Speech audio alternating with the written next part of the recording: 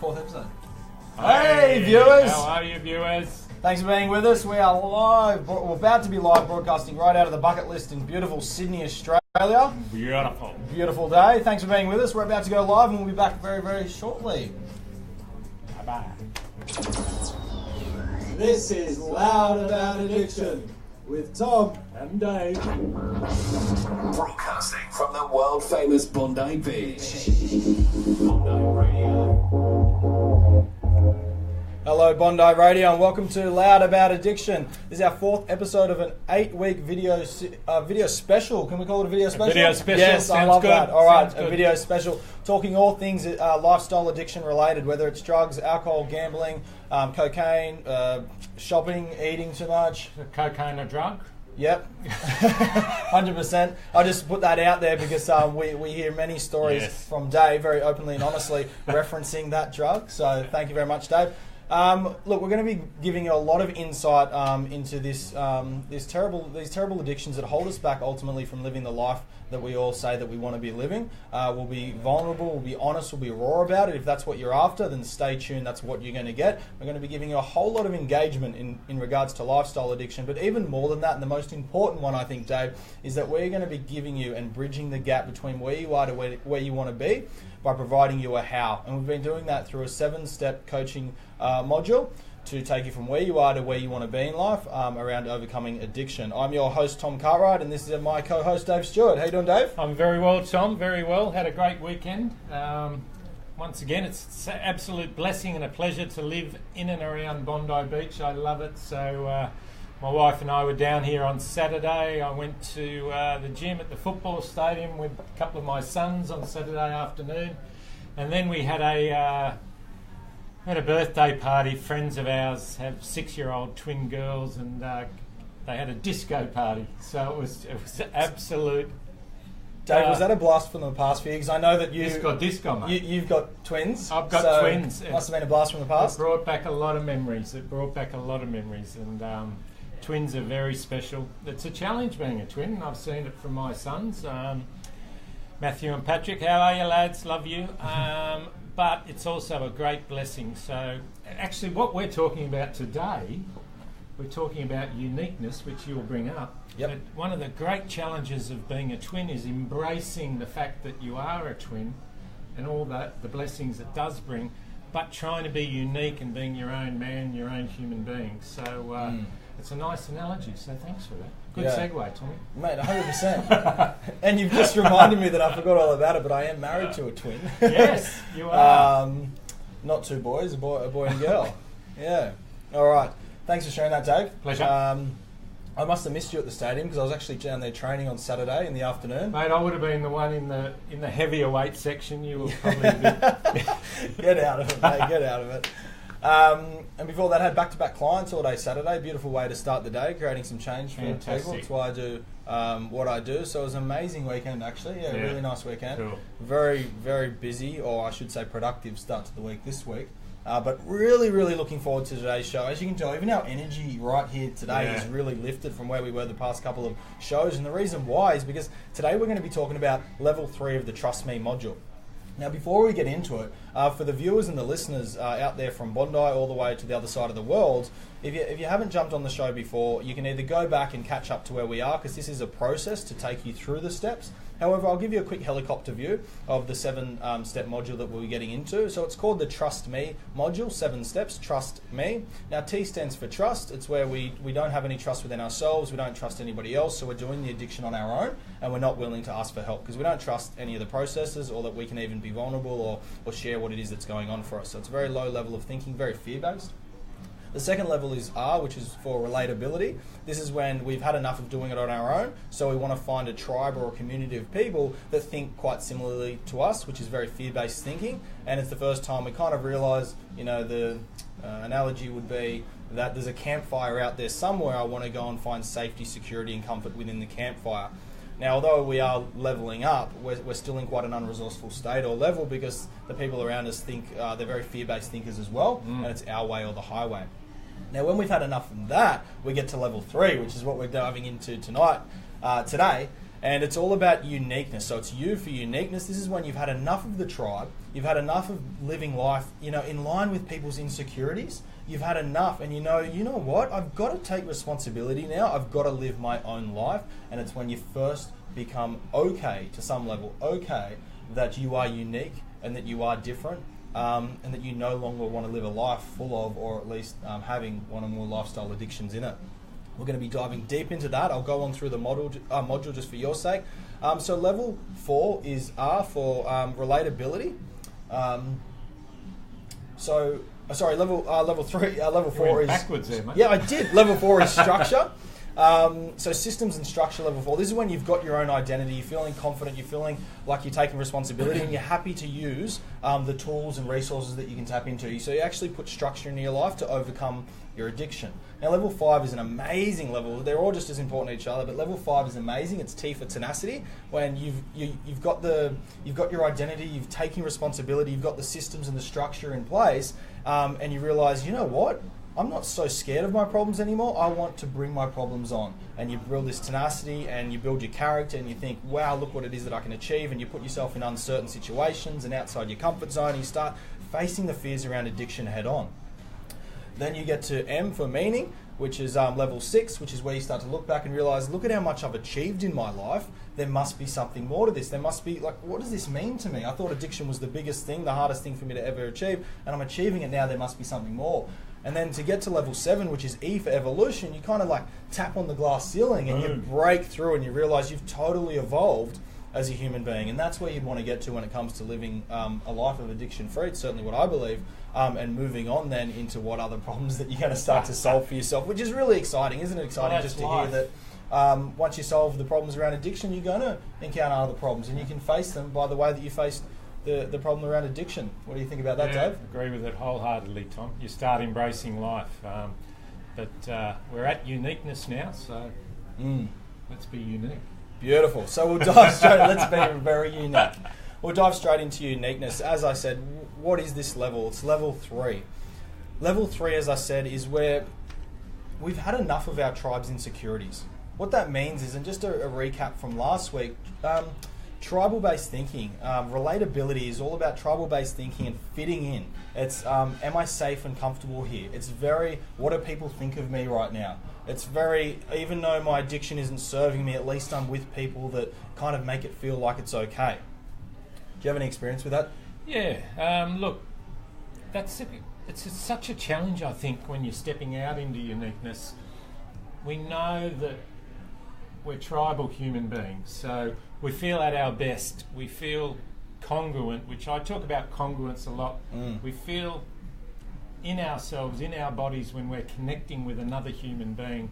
And again, Graham Long, who's the CEO and pastor of Wayside Chapel, he talks about the magic being between two human beings, that connection between two human beings. That he calls it the fire. And that's where the magic is, that's where love is, that's where community is, that's where we step out of our comfort zones between the you and the I. And again, I talk about where do I finish and where do you begin. However, to be that way, to embrace that magic, we have to be unique. We've got to be part of ourselves, to be part of someone else, to be part of our community. And as you were talking about before with me, mate, we were talking about it's okay to be different. And the magic of being different gives us the ability to accept ourselves for who we are. I had an old mentor, his name was Bede, he was a beautiful man. He used to, because I was really down on myself when I first started getting sober. I did a lot of damage to myself and to the people I love most. But he used to say to me, if God made you the way you were, He's happy with who you are. And you don't have to be religious. Again, I talk a lot about spirituality. We are sharing systems that have worked for Dave and systems that have worked for I. So take everything with a grain of salt or whatever you want to call it. Take on what works for you, and what doesn't work for you, leave it on the table because it's going to work for someone else. That's right. Yeah. But he talked about, and this concept of God or spirituality, it's just a way of looking at yourself and accepting yourself. He said if God made you the way you were made, why not accept that? Why not be happy with that? Yeah. All your beauty, all your imperfections. And when I realised that, when the penny dropped, I was able to accept myself for who I was, start leaving the damage of the past where it is, the past, learn from that and move forward. It's a great way to be. It's a beautiful way to be once we get there. It's so, once we get there, yes. yes. You know, Dave, you language that so elegantly. For the viewers and the listeners, if you're at level 1 or 2, it's not going to sound right, or it's not going to sit or fit. The reason being, as we've discussed in previous shows, you're still feeling self-judgment. If that's the case, trust in the system, trust in the process on what we're sharing with you here, and know if you follow each step and do the work that it takes to get through, and reach out for the help and everything else we've shared, then you will get there, and you'll be able to talk like, you know, similarly to how you're talking or how I'm talking about accepting ourselves. Uniqueness. The way we get to uniqueness, as I've said, and I love reiterating this fact, that it is level 3 is where we say, my life will not be determined by my tribe's insecurities. My life will not be determined by my tribe's insecurities. Now, what that evidently means is you're taking responsibility. So uniqueness, or as Dave said, being different. I also love that. I'm different. We just shared before. I love being different. Yeah. I love knowing that I'm not in the pack or the group of people that commend and acknowledge people that are doing drugs, alcohol, gambling, procrastination, over shopping, credit card, just going around grabbing credit cards, like all these behaviours that we can be addicted to. I love that I'm not in that pact anymore. Now, I loved it when I was in the pact, but it didn't give me the results I wanted. And now that I'm out of that, I love being different, exploring who I am. And this is what you get to explore when you're at level 3. Cool. Something that we'll discuss in our second segment of the show today is experiencing your values. You simply can't or won't be aware of and know what you're actually experiencing, what your values are when you're at one of the lower levels. It's not until level 3 that you can experience your values. And the reason being is that when you're tribal, survival-based thinking at level 1 and 2, you're actually experiencing what everyone else values because you just want to fit in. So you don't, as we've discussed, you're not breaking the tribe. You're standing for what everyone else wants to stand for. Absolutely love level 3, being different. Dave, what was it within you, or that our viewers and our listeners might be able to relate to, when you maybe first realised that you were different, and maybe it didn't feel okay to you at the time, but when you first realised that it was okay to be different, and on that note, that it was okay to go against what you believe was right, which was about the addiction and the drugs and alcohol, because we believe those things are right to do, that's why we're doing them. What was the change for you, or when did that happen? Tom, I grew up, I turned 18 in 1979, my God, 38 years ago. And back in those days, the world's changed a lot, and I think it's changed for the better in many respects. For the worse in some, but it's how you look at it. You finished school, you either went to university, did your trade, got married early. I was married at 22 years of age. 22 years of age. And I went into a family business. I got a mortgage, bought a house, and away I went. A lot of the things I fell into, including my drinking and eventually my drugging, that addictive behaviour, sitting in pubs, talking to your mates, thinking that was okay, a lot of it was done in innocence or ignorance. I just thought that was the norm. That was how I was supposed to be. That was how I was going to conform and be accepted as a man. That's how I, through sport, business, my marriage, and all my mates at the pub, that's just how I saw myself as successful. When I got to about 25, 26 years of age, and I was, in terms of Western life, successful. I had the mortgage, I was making good money, I had a beautiful wife, I had a lovely house, I had a huge group of mates. A lot of them were doing really well in sport and business, so I thought, wow, I was in this really cool tribe in the eastern suburbs. So Dave, correct me if I'm wrong, but I'm hearing a lot of surface level stuff there. A lot of success outside of you. Yes, a lot of success outside of me, and this is what I think the issue today is with social media and mobile phones, that we see this image. We've talked about it a lot. We're looking out at Bondi here. It's absolutely beautiful. But I started to be in pubs at 9, 10 o'clock at night with a skinful of beer, half pissed, and I was looking around thinking, hang on, I was in a room full of noise, a room full of people, and I was feeling alone. And I knew deep down it was starting to yearn in me. I wasn't happy. I wasn't happy about what I was doing. I wasn't happy how alcohol was making me feel. I needed more alcohol to make me feel normal. You know, it's like I hear a lot of people say, oh, alcoholics and addicts are born 2 or 3 schooners short of a normal person. You know, and it was becoming 2 or 3 schooners up to 8 or 10 schooners to feel that. But at 25, 26, I wasn't even getting that normalcy. I was looking at my life saying, hang on, this isn't making me happy. This isn't making me who I am. In fact, it's taking me out of who I am, and I'm just feeling completely disconnected in a room full of human beings. Yeah, right. Dave, would you mind if I decode a little bit of what I sure, heard there? Thanks so much. And correct me if I'm wrong anywhere. I'm happy to be wrong. What I heard there was when I talk about values and I say it's not until level 3 that we actually experience, become aware of and know how to experience our values. What I heard there from you was I had all these things in life and I was doing stuff. So literally the words that I heard come out of your mouth was, and I was doing stuff. See, a value you might get from doing things, but a value is an emotion, I believe, that you want to experience on a consistent basis. So I'm hearing Dave was doing things and he wasn't feeling happy. So right then and there, what I heard was one of your values, and your values, I believe, point you to your true north. So one of your values, without you even aware of, possibly, was happiness.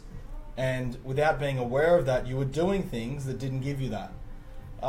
Very true. Very true. Would that make sense? Yeah, for sure. So the value stuff's amazing work to be done at level 3 because you can realise, are the things that I'm doing actually giving me what I want? Because when we start the addiction, often or sometimes, I'm not sure about you, Dave, but I know that I did fulfill my values when I started the addiction around connection and fun and excitement. And it was after a long period of time that they weren't giving me those values and the emotions that I wanted to experience anymore. However, I wasn't aware of that. I wasn't aware at all. So all I thought was, but it's the party scene that makes me feel good, because it did it for years. So I'll just keep doing it. And maybe one day it'll get back to how it was, but it didn't. It got worse and worse and worse. So that's what I mean by about our values, knowing what they are, because usually, more often than not, it's not the thing you're doing that gives you the values anymore. Sure, that's very true. And look, I think from 18, I fell into university, I fell into work, I fell into a relationship, so I hadn't developed that sense of purpose and those sense of values. I wasn't in my own body enough to really know what I wanted. I was doing things that I thought would make me happy, and what I've realised now is happiness is a choice. Like we can still be happy having had a really ordinary week. Happiness is a choice. Abraham Lincoln used to say that happiness is a choice, but to make the choice to be happy, we have to be congruent in our own bodies. We have to know who we are, what we are. We have to be whole in mind, body and spirit. And that's a step on the process to be happy. So I was looking at things, at what I call pretty baubles, stuff to make me happy. That didn't make me happy. It doesn't make anyone happy. Stuff can make you happy if you're happy in yourself already. I like to call it, what did you call it? Baubles. Baubles, yeah, baubles. It's like an old Christmas tree. Yeah. It's we call it, or I call it, from what I've learnt, which is flashy thing syndrome. Yeah. Oh, this thing looks great, and oh wow, I'm going to start doing this, and then after a while we don't feel a certain way from it, so it's like, oh, okay, well maybe I'll go buy a new car. That feels good for a certain while. Oh, that's not working. Oh, maybe a bigger house will do it. Well, that's not working. Maybe I'll get into some sexual relationships with other people. Maybe that'll, like, just ongoing, and you're never reaching your values, because, as I said, it's not the thing that you're doing, or it's nothing outside of yourself that's ever going to give you what it is that you want. It's got to start within, and that journey starts, I believe, really and wholeheartedly from level 3. Remember, level 3 is for the first time in your life you realise your voice matters.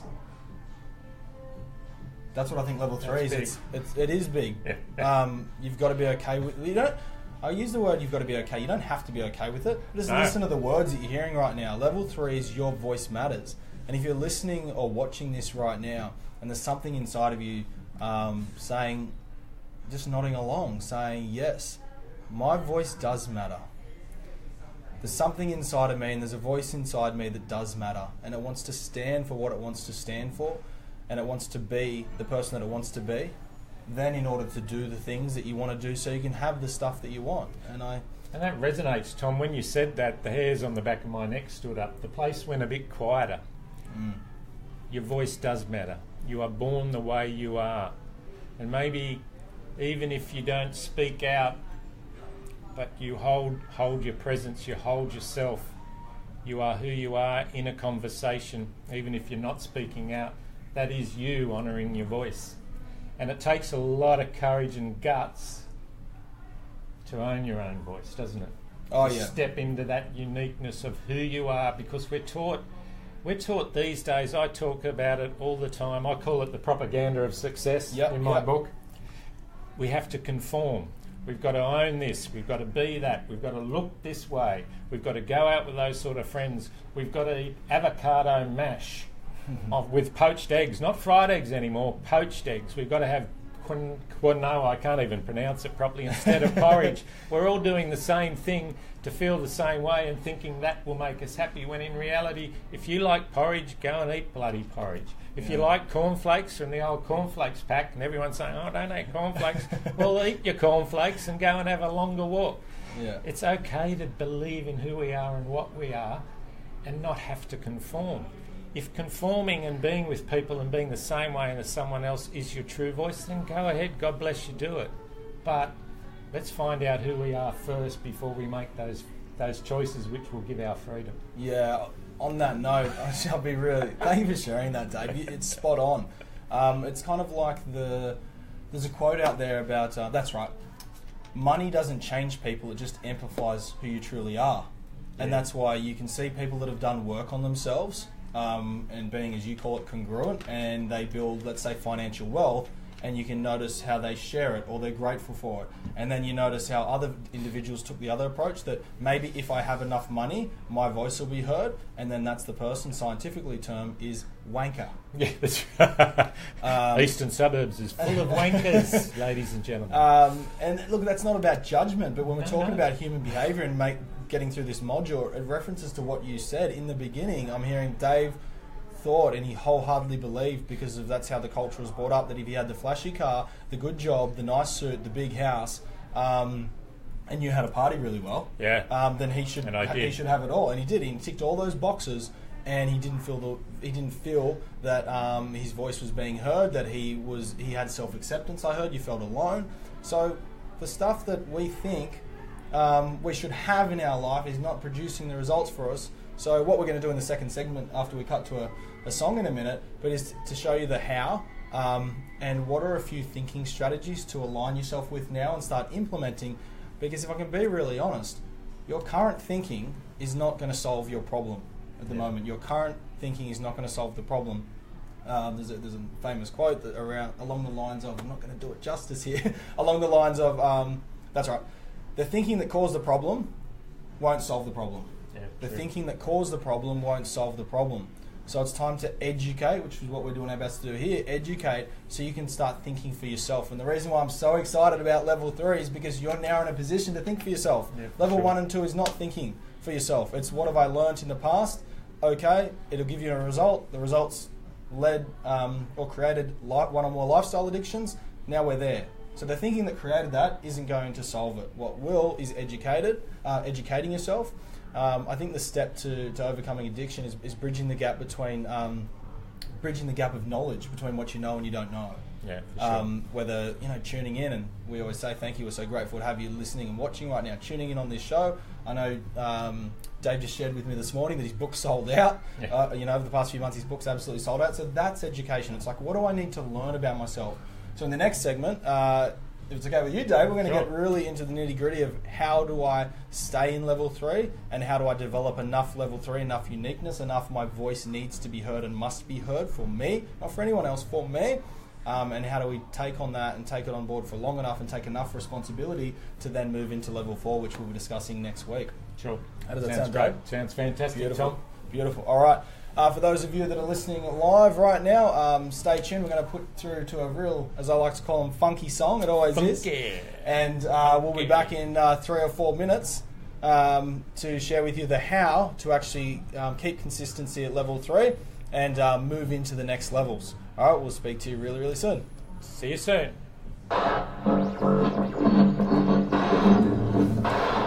Pure Class A, high voltage, ultra live and direct. This is Bondi Radio. Hey everyone watching, all of our viewers at home or on your break or in the car, wherever you are. I was going to say in the car, but I thought, no, you shouldn't be driving your car as long as you've stopped. Thanks so much for being with us. We absolutely love what it is that we're doing, and we love that you are here. And we're receiving a lot of feedback and questions online. Loving your show, whether you're watching it live or you're watching it a little bit later on any of the social media devices that you can tap into. We absolutely love it, so thank you so much. You might be able to hear some things around, whether it's noise or someone walking past. That is awesome because we are streaming live from the bucket list in Sydney, beautiful Bondi Beach, Australia. Thank you so much for being here. On uniqueness, I want to give you a little bit of extra gold here. Is to get to uniqueness, often we need to, I know I've discussed that we need to remove ourselves from the tribe. The reason why I say that is because if we're in our tribe, we can't see or we won't see what's outside of it, right? So often it takes us to move out of our tribe to look back in and realize what is working or what's not working, or move out of our tribe to realize what we actually value, okay? And when Dave comes back, when we get live on the show again, back live, I'll be sharing with you a close example that's quite close to my heart. An example on how I did this specifically. I know a lot of the feedback is sharing that you're loving our raw and honest examples that we're giving you, and often that is a really, more often than not actually, it's a really, really powerful way to engage and to learn and to take on new meaning and to take the messages that you want to take away from that. And you'll be willing to do that at level 3, because level 3s don't necessarily, resourceful level 3s don't necessarily ask, what meaning did you take from it? Well, how should I think about that?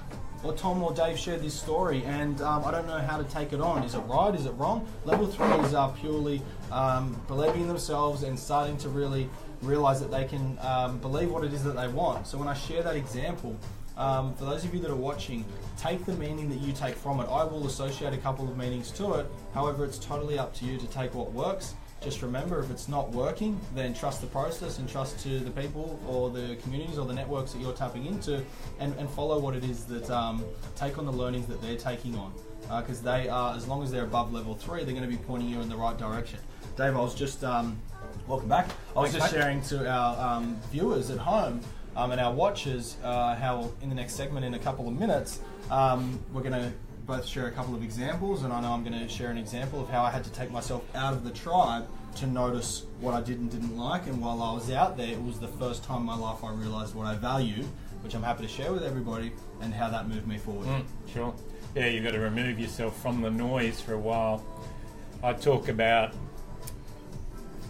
we find freedom of choice in the silence between the stimulus and the behaviour, and I know that sounds a bit technical, but you know, we're often dictated by things that are happening around us, people, places and things. And when we can step out of that and not be guided by the things happening around us and be guided by how we react and then choose, then we can be true to self. Now that takes a bit of training, but to do that, I had to take myself out of that, get well, stop drinking, stop being dictated.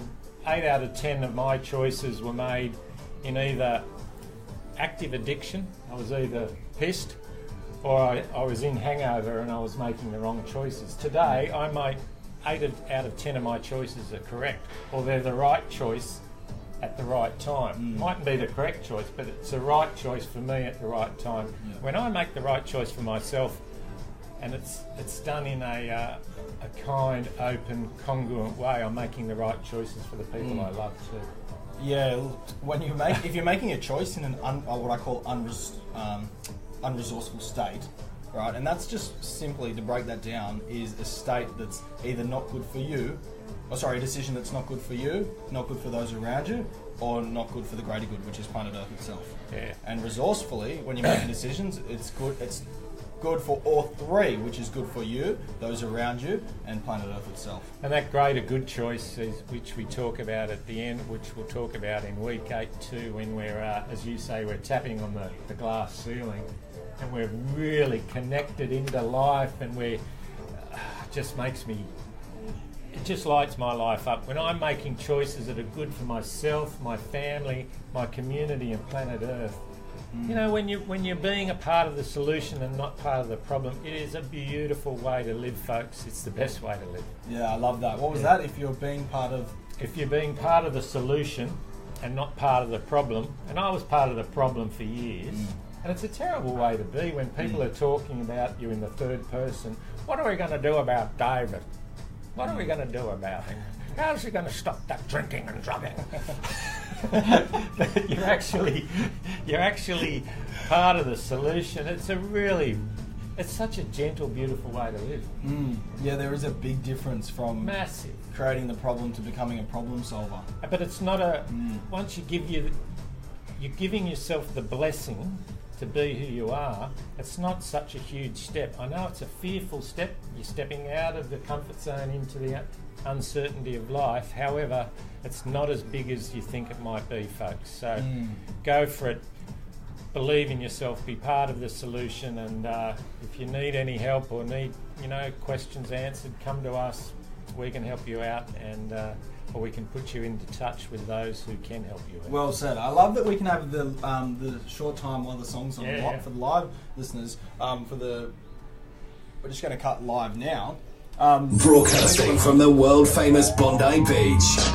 This is Bondi Radio. Okay, welcome back to Bondi Radio, loud about addiction. We were just talking about uniqueness. If you're just tuning in for the first time, watching or listening at home or at work, wherever you are right now, talking about uniqueness in this level 3 that we must get to, which is all about taking responsibility, not just for some things, not just for the things that go well, but absolutely everything. And we're sharing that this is the first time in our life where we get to experience our values. And this is one of the steps forward, which is bringing awareness and noticing what do we value and how do we meet those values. Okay, when I say, if you haven't heard the term values before, the way that I look at it, Dave, you might have a different definition here, but my definition is a value is an emotion that we like to experience on a consistent basis.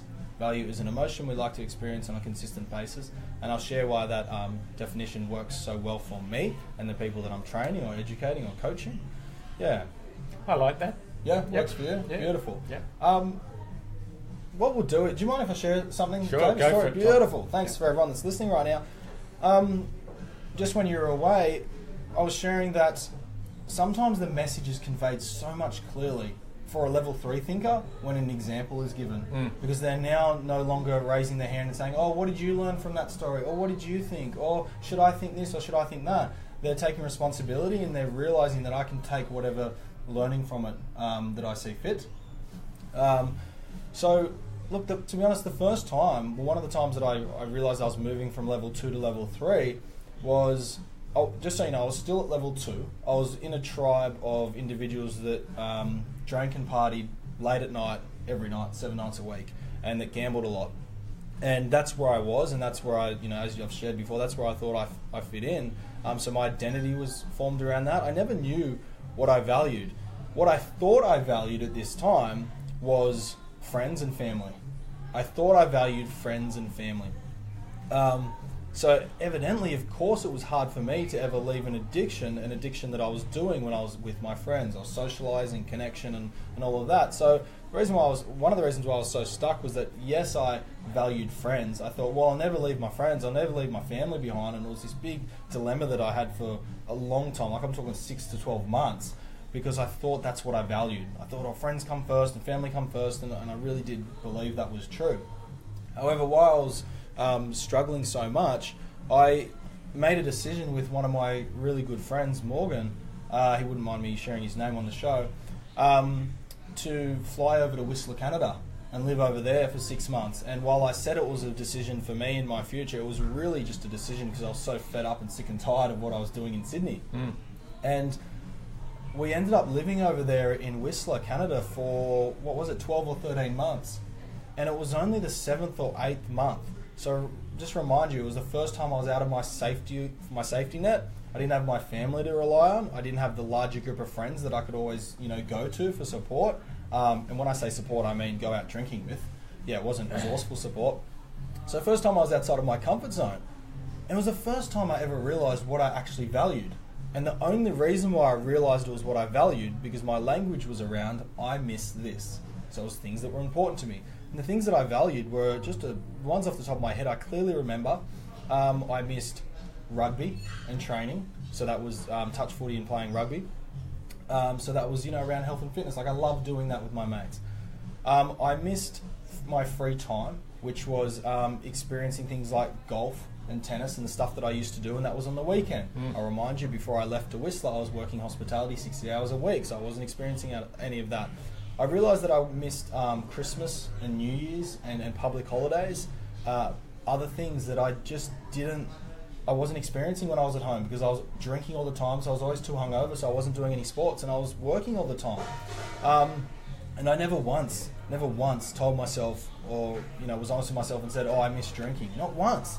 And it was just so interesting to say. And I'm going to be honest. I was over in Whistler drinking and partying all the time. But when I looked back, knowing what I was coming back to, I realised that I never said I miss drinking or I miss bending for 2 or 3 days, which means going out for 2 or 3 days at any one time.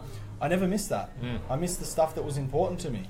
And Dave, when I got home, I fell straight back into the trap. Took up my old job that I used to have. Yeah, this is the thing. I had the thoughts and what I wanted to do, but I had the fear-based thinking when I got back. I thought, who are you to go against? You said you've loved hospitality for years. You should keep doing hospitality because that's what you said. You've told all your mates that you can drink and drinking's great and the bags are good and gambling's fun. So why would I go against that? It was okay to think it because I was outside and over in Whistler where I was kind of, no one would know about it. But when I came back, living up to and taking responsibility for those thoughts I wasn't there yet. I wasn't at level 3. I was still at level 2. What I realised for the first time in my life was I don't value, my highest values aren't family and friends. My highest 4 values were fun, excitement, love and happiness. And they were for the love and happiness I wasn't giving to myself at all because the addictions weren't doing that. I was meeting a certain sense of fun and excitement through the vehicles of drinking and partying, but it wasn't long term, so it's unresourceful. And what that means is it was good in the moment, but the next day it wasn't good. Very short term. Yeah, and when you're at level 3 and you start to, and I was working with a coach and discover my values, and he broke it down for me, and the way he found it out, he said to me, Dave, this is a great learning curve because a lot of people I speak with, say they value family and friends, like a lot of them. And what it is that they share with me, I value family and friends, and I say, what does family give you? And they'll say, connection, and it's just a good time. And I'll say, what does that give you? And I keep asking them, what does that give you? And it usually gets to something more around love and happiness. And the same process happened with friends, and I realised, it's actually my friends that, and even my sport, it gives me fun and excitement. Sure. So for the first time I realised that I can meet my values and my top 4 values doing absolutely anything. And I don't have to meet, I'm thinking I'm meeting them because I'm thinking I'm value family and friends. So it meant hang out with your family all the time and hang out a lot with your friends all the time. It was a great distinction for me to realise, wow, these are my values. Now I can choose behaviours that fulfil those values for me. Very cool. And Very it was, cool. Thanks Dave, Yeah. It was the first time I realised, wow, I experienced, I value fun, excitement, love and happiness. Awesome. Okay, so I'll connect with family members and friends that fulfill love and happiness for me. And there's a boundary there. So I started to create really healthy boundaries with friends and family. What that meant as a level 3 thinker that I was developing was let go of friends that were no longer serving me. Or that were no longer fulfilling those values for me. And it's not that they weren't fulfilling them, it's my job to fulfill them. Sure. And one of the action steps was let go of them. They're not doing it for you. That's what I mean by values. Was there any trigger, Tom, when you came back from Whistler and you said you went back into the hospitality business and sort of fell back into similar patterns and similar behaviours? Was there a trigger or an occurrence in particular that where you realised, hang on, I'm doing the same thing, I'm not being true to self? Yeah, I think it was about 8 to 12 weeks doing the 60-hour shifts minimum, finishing work at 5 a.m, having 6 beers because the noise was still rattling in my head from the club I was working at. So having 6 beers, then Macca's, sleeping, waking up at 3:30 p.m, knowing I have work at 7, so eating Macca's at 5, going to work, and it was the 8 to 12 weeks of that. What happens is when you take yourself out of your tribe and your reality, once you realise how fucked it is, the pain's much worse when you go back to it. And so it is a cycle of abuse, isn't it? Oh, it's a cycle of abuse, yeah. As we shared in the first episode, it's about you really don't want to wait for it to get this bad. Yeah. But, a lot of people, like, there's one or two ways to change. You build up enough pleasure to create change, or you build up enough pain to create change. And a burning fire under your ass will get you moving much more than, knowing you can move towards something. I haven't had... I'll have a Big Mac about twice a year because I feel like one.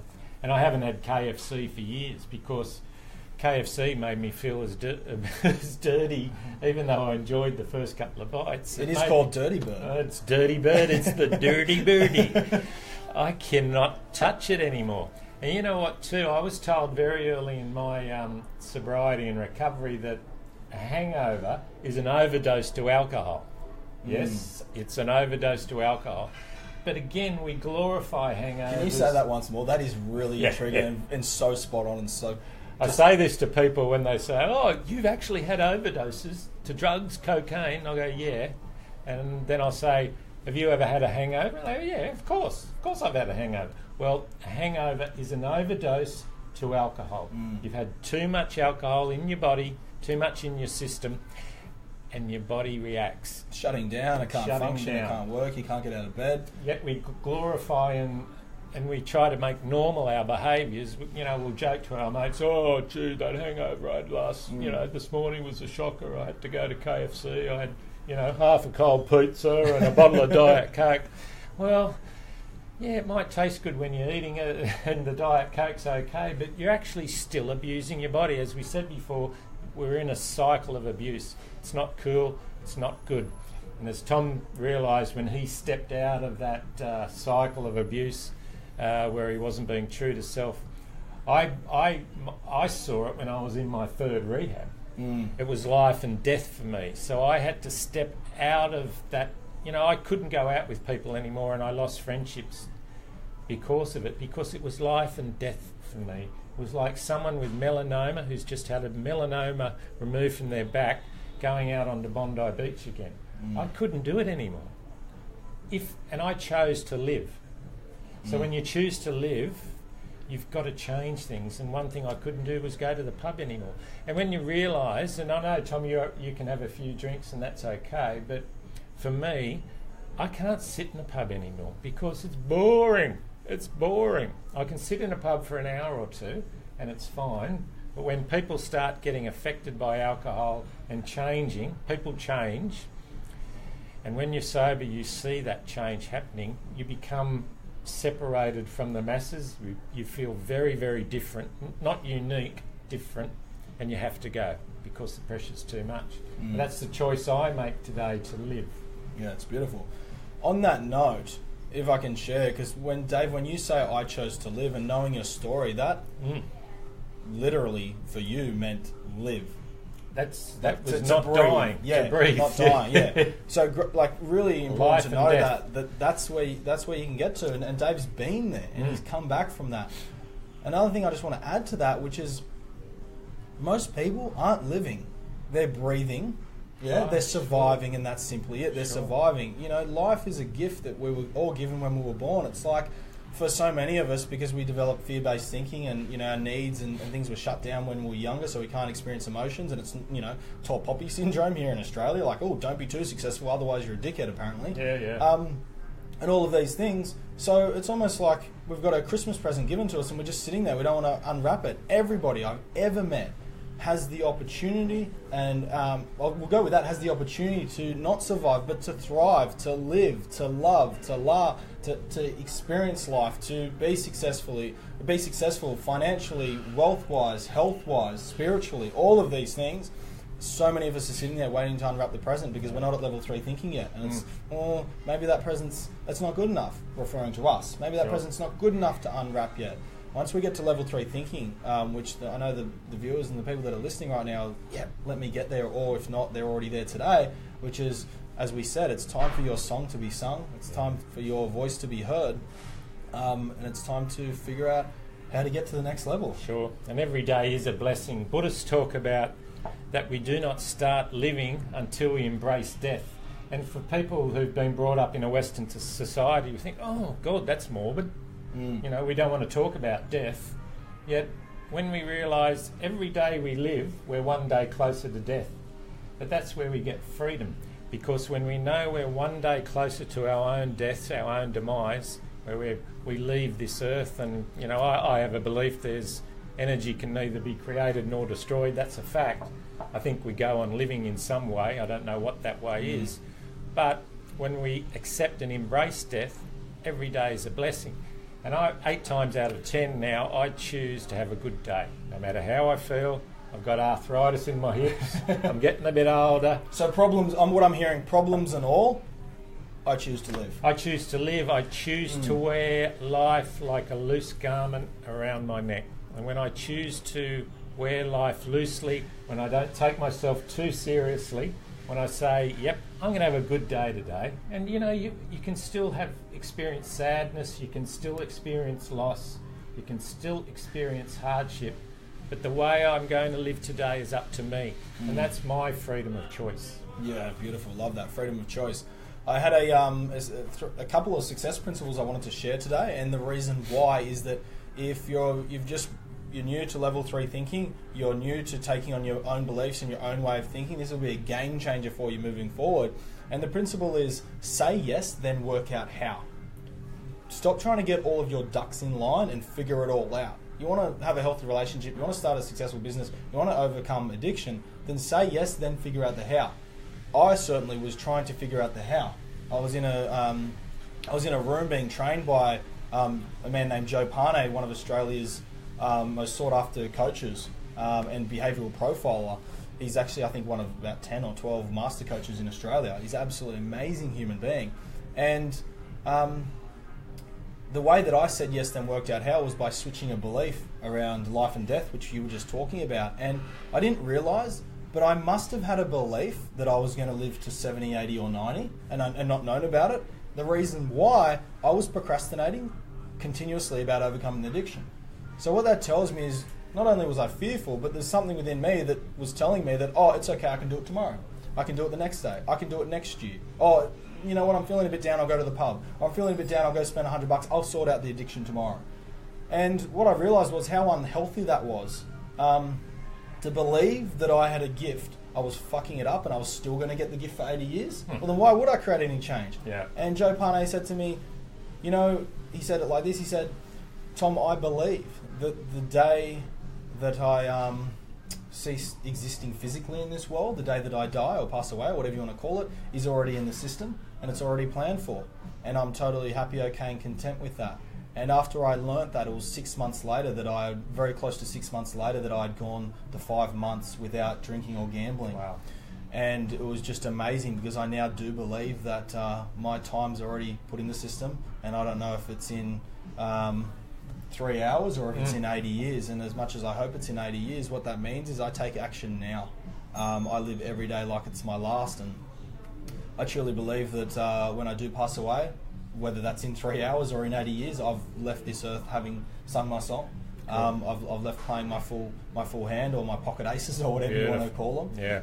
And that was really by saying yes, then working out how, and changing a couple of beliefs around I don't know how long I'm going to be here, and stop trying to sort it all out and just say yes and go and work on your dreams. Trying to stop sort it all out, folks. You know, I think another trick too is in this stage of uniqueness, trying to find your own self, your own uniqueness, making a decision each morning to have the best day you can, but also in 12-step recovery circles they talk about letting go and living in the day. What I mean by letting go is not trying to control, again, people, places and things, just living the day as it presents itself. And I know that's a really novel idea for human beings because, again, in Western society we're taught to control everything. The more control I have, the more knowledge I have, the more influence I have, the better day I have. When in reality, that can be true, but when in reality I have better days when I stop trying to control things. When I just completely let go, let the day happen, do the best I can, treat people the best way they should be treated, I have really good days. Yeah, well, it's the opposite of control, and control is fear-based thinking. It is. Control, as you said, we grow up with it. You're in this school education system, backed up by this religious belief system. Don't bust those. Don't bust the school. Listen to your teachers. Listen to your parents. They know best. Why would we ever want to, when we grow up and we want to let go of things? Yeah, that's the cause behind true. Addiction is fear-based thinking, controlling strategy. It's controlling around being enough, being loved, belonging, being seen, not feeling alone, feeling compassion. All these things, we're trying to control it so much, and it's not giving us what we want. As you just said, once we can start to let go, it's an amazing place to be. Now, there's a journey to be had on that. Otherwise, everybody would be in a different position right now. If you're at level 3 thinking or you're following this show, I just want to congratulate you, honestly, because well that's done. what you're after and that's what you want. If there was some kind of magic pill, I'm sure there was some kind of magic pill or a magic one-page article that would create all the change for you, then I'm sure Dave and I would give it to you. Like, we really would. I'd love to see that happen for you straight away, but there's work to be done. And a level 3 thinker knows that. There's responsibility to be taken. However, it is from taking responsibility that you'll start to see your own life become reality, and from seeing your reality or your own life become reality, you become you'll become motivated by it, and then you'll want more. And from wanting more is a good thing in regards to you and your self-worth, not in regards to money and things outside of you. Wanting more in regards to self-worth and compassion and love and all of these kind of beautiful emotions that we want to experience, it's a beautiful thing to have. And when you have that self-worth of wanting more, you talk about fear, Tom, and you talk about it a lot in your coaching, and it's fantastic. I realise even today, this morning, I've got a busy week at work. I'm going down to Melbourne for work, and then spending the weekend catching up with my son. And I'm thinking, I've got to do this, I've got to do that. I start to panic, and I'm in fear. So much of our day we sit in fear, and when we realise that a lot of the things we're doing are based on fear-made decisions, you think, hang on, I don't want to live in fear. Who wants to live in fear? As human beings, we're not born to be in fear all the time. We're born to be free. Fear is and again, it doesn't have to be a negative, but fear is something that motivates us to change or make a choice to avoid danger. But when we're doing it all the time, it doesn't serve us well. Yeah, really well said. I think we're the opposite. We're actually born to love. That's the core of us, is to love. Fortunately, we're given our ego and our fight or flight mechanism to keep us safe, so we could experience more love. Otherwise, we'd probably only last 6 or 12 months and we wouldn't be on the planet anymore. Yep. So fortunately, we've been given that. Unfortunately, a lot of us have developed unhealthy relationships with fear, so then it just prevents us from experiencing love. For sure. However, I'm going to say some stuff that some people might not settle with, but I think that's exactly the way it should be. Because I think hard work and grit and experiencing vulnerability and other emotions are what needs to happen for you to live a life on your own terms, and it's not for everyone. As much as I'd like it to be for everyone, it's not for everyone. Some of your family and friends aren't going to want this life to be totally open, honest, connecting with your ultimate self and the ultimate version of you. I think it's good to be that way. Sure is. And what I found, a lot of my addictive behaviours, a lot of me going out and living in fantasy, which I was living in fantasy. Alcohol and drugs took me into fantasy. Gambling takes us into fantasy. Yep. Shopping takes us into fantasy. Even work and retirement and superannuation, it's all built on this fantasy. When I was going into fantasy, I was being driven by fear. But fantasy for me was about avoiding discipline, routine and a bit of hard work. And what I've realised today, at 55 years of age, I'll be 56 next week, at 55 years of age, my day goes better when I have a good routine, when I have disciplines around what I'm doing and I put in the work. And the action, the work, stepping into life will create the change that we need to experience to become better people. Not better people all the time, but to move forward to becoming the person we should be, not the person we think we want to be. Yeah, what I'm hearing there as well, a bit of the code there, I believe any addiction is the need to feel something so we don't have to feel something else. Sure. So that's what I'm hearing from Avoidance. you. It's like when you said avoidance, it's the need to feel like, oh, I'm in fairy floss land, or for me it's like the pokey machine, or the lights. Oh, I'm in Disneyland, but I'm sitting in a place in King's Cross putting money into it. It's the need to feel that, so I might not have to feel my low sense of self-worth, or whether I am good enough, or feeling alone. That's what it was all for. So your addiction's always a need to feel something to avoid another need. Avoidance strategy. You're spot on, Dave. You're spot on. And it's a very elaborate system and way to do that, because this is how powerful the mind is. It sure is very powerful. In saying that, I'm going to share another success principle with you because we've just got time for it. And the reason why I'm going to do this is because if you're at level 3, you're taking on new strategies to define your own identity. Now, we've talked a little bit about values, and there are ways that you can find out your values. If you want to know more, either contact Dave, or I know I'll certainly look after you. Contact me on Facebook. I'll give you those details later, and just ask me, Tom, what are my values, and I'll put some time aside for you, no charge. Is this thinking strategy is going to work really well for you because you're not thinking within the tribes and securities anymore, and the thinking is nothing has meaning besides the meaning that you give it. Nothing has meaning besides the meaning that you give it. And there's a really famous quote, we are meaning makers in a meaningless world. We are meaning makers in a meaningless world. Now, if you're at level 1 or 2 thinking, most of the meaning you're going to assign to things is it's my fault or I did something wrong. It's something about yourself and you're causing shame on yourself. When you get to level 3 and above, you can start to associate healthy meanings to it. By that, taking responsibility, and that also means not taking responsibility for what someone else says. For example, hey, I'm not going to drink this weekend because I don't feel like drinking. Let's say Timothy replies, oh, that's such a bitch move, you're such a wimp. Don't take responsibility for what he said because it's just a reflection of what's going on for him. Just take responsibility for you and associate meaning to it. And maybe the meaning is, wow, it's good to be at level 3 because Tim's at a level 2. I wish him all the best. As an example. Yeah. So nothing has meaning besides the meaning that you give it. And being unique too, and you're talking about, that meaning and giving power to meaning. One of the great blessings about being unique is that you can actually sit in some form of humility. You're accepting yourself, but you're one of many, but you're yourself too. And when you have that humility and that self-awareness, you can make choices without thinking, oh, I'm going to hurt someone's feelings if I not go out for a drink. I'm going to miss out for myself. No, you're not missing out. You're making the right choice. You can feel that you don't want to go out that night. It's not going to serve you well. Doesn't mean you don't have to go out the next week, but it's not going to serve you well this week. And I think that's a great way to be. When you've got choice, again, it's coming back to freedom of choice. Yeah, spot on, Dave. What would be, for our viewers and our listeners, what would be the number one tip from today, or learning or takeaway to keep us at level 3 and above, which means either at level 3 or moving into level 4, which we'll talk about next week? Look, my 2 things, and I've touched on them, is one,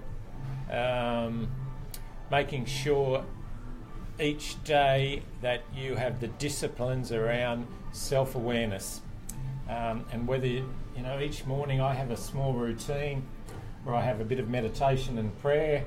I have a banana, I go and do some exercise, I make sure I'm into my mind and into my body, and when I'm doing that, I give myself the ability to make the right choices. Secondly, I've touched on it briefly beforehand, is about letting go. And I think not making a deliberate choice after I've had my small routines, meditation, prayer, I've had a good breakfast, I've had lots of water, I've told people that I love them, I've connected with my family, so mind, body and spirit. I then make a really good, firm decision to let go, not try and control people, places and things. And I also, we're taught in Western life to have this big, we've got to have lists. Each day we've got to have 10 or 12 things on a list if we're going to be the best person we can be. I don't agree with that at all. I have 1 or 2 things that I say, Dave, you're going to do this today. I don't then overcomplicate my life. I don't put too much pressure on myself. And you know what I do? I do those 1 or 2 things really well. And then I usually end up doing 3 or 4 more things. But I haven't got the pressure on myself. Yeah, remove overwhelm early, conquer what you know that you can conquer, and then you will. You're setting yourself up for success and you ask yourself for more. It's unreal. Sure. and then it removes all the noise. I think we live in a lot of noise in our head, noise outside. When we're not sitting in the noise, when we're not listening to the noise, we're listening to ourselves, and that's a good place to be. Absolutely beautiful. Thank you so much, Dave. I hope you took some massive value from that. There are a couple of key learnings that are just so important to take in, like really so important. I'll add a couple of my own to that, which was one, it's take responsibility 100% of the time. This is what we call over the line or above the line thinking. Above the line is I'm taking 100% responsibility, and below the line is unresourceful, unhealthy, which is blame and justification. Now, we're only always living either above or below. We're never in between. So just notice the more responsibility you are taking, the more results you're going to get. Whether they're the results every day that are moving you forward, make you feel good, great, take responsibility. If you make a mistake or you go back to doing your addiction or whatever it is, that's okay, take responsibility. Notice what emotions you can experience. And the other one, which is just adopt these 3 success principles, which is nothing has meaning besides the meaning you give it. You can assign any meaning to absolutely anything you want. Say yes and then work out how. Start saying yes to you. Say yes to you, not to others. Not to, hey, I want to go meet my mate down the pub. Yes to me is in, I'm not going to, I'm going to stay at home. I'm going to look after the family. I'm going to create a relationship. I'm going to start working on my business. I'm going to go to the gym. Say yes to you and then work out how to do it, not the other way around. And another one here that I haven't mentioned, which is there's no such thing as failure, only feedback. I want to finish up today, if I can, Dave, by reiterating the fact that there's no such thing as failure, only feedback. The only way you can fail in regards to living addiction-free is if you give up and you tell yourself, I can't do it, I'll just keep living life how it is, fucked and all. We'll wrap up with a great example. Dave mentioned earlier that it was his 3rd time in rehab that all the change happened for him, or a lot of the change happened anyway, and he's never been back. It wasn't the first time, it wasn't his first mentor, psychologist, or whoever therapist he was that he saw. It was his 3rd time in rehab. Imagine how many ups and downs he'd had between that until he made the change. And what a beautiful place it is that he never gave up on himself, no matter how hard it was, and he is where he is today. Keep standing up, keep believing in yourself. If you get knocked down, get back up. If someone tells you can't do it, get back up. If you get hurt, get back up. The sun will shine, I can assure you of that. Beautiful, unreal. If we can finish on that note, get back up all the time. If you need some support in doing that, join the Bondi Radio app. Join the the Loud About Addiction Facebook group. Join the Facebook group, Bondi Radio. Jump on the website cartwrightcoaching.com for your free gift for watching today or listening today. And jump onto the Wayside Chapel website. You can order my book, One Day, One Life, and you can register for Graham Long's Inner Circle and get Graham's extraordinary writings each week. So, join on, be part of the community, be part of the blessings and the solution. Beautiful. We'll see you next week. Same time, same place. Thank you so much for being here. We'll see you next week. Bye.